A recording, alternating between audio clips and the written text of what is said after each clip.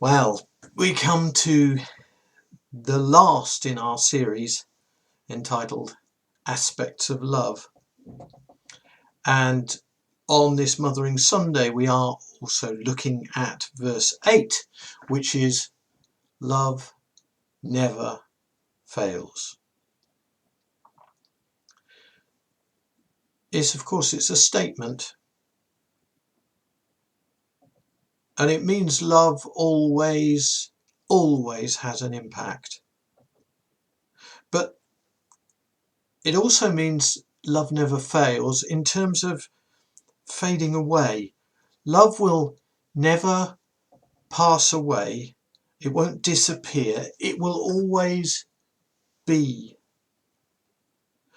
And that's our statement. But I think we should also take this as a promise. If pure love is in action, if you have love, it cannot fail. Now, I think that sounds like a pretty tall order. But if we have love in the things that we do, the things that we say, it will have an effect on others. It will. Love never fails. Yes, I know your ultimate goal may be to bring someone out of depression, to comfort them. It may be to get them out of a life of crime. It may be to help someone make their own way in life. And maybe with that goal, you will always see that you never quite achieved it. It just didn't happen. But you have an assurance in this promise. Love never fails. It will have had an impact.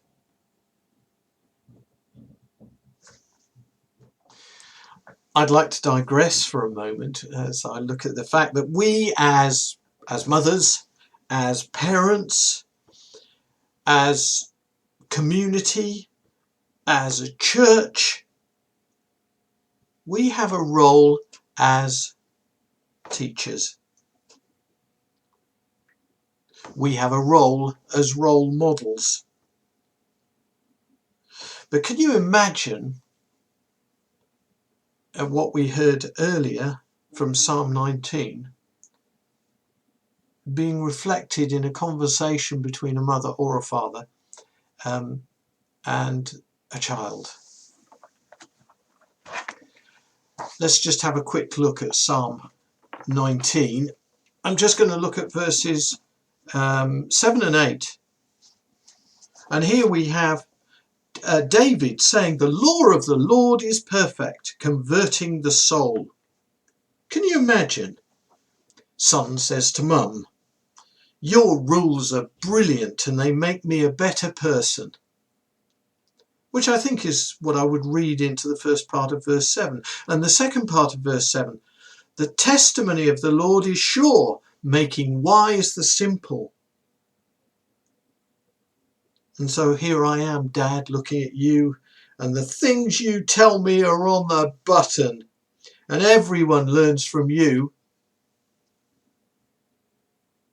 Verse 8, "The statutes of the Lord are right, rejoicing the heart."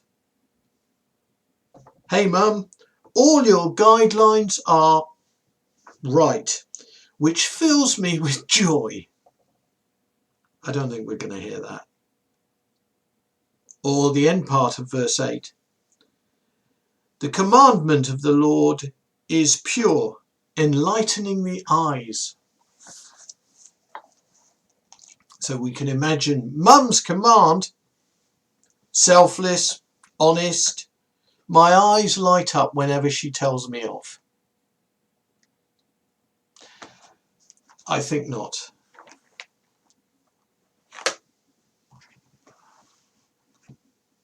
I think we need to learn in a deeper way than this. We need to learn who God is. We need to learn that He loves us with that love that never fails. We need to learn that his expectations of us are good for us and exactly what we need. They stem from his love for us. And therefore, we need perhaps to move from being a child to being an adult. Let's have a quick look at Psalm 119, which you also heard read out earlier in the service.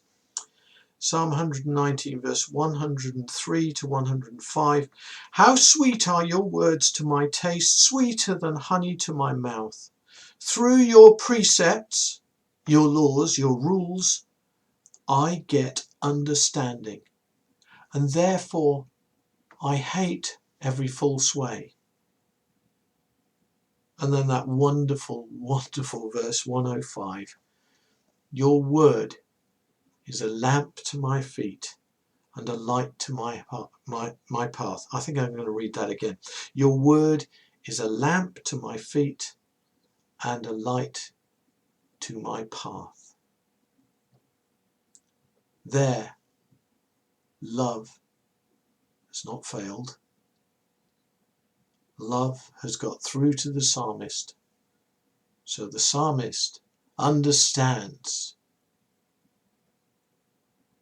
Lord, Lord, you love me, and it's because you love me that your law, your word, your wisdom is delightful to me.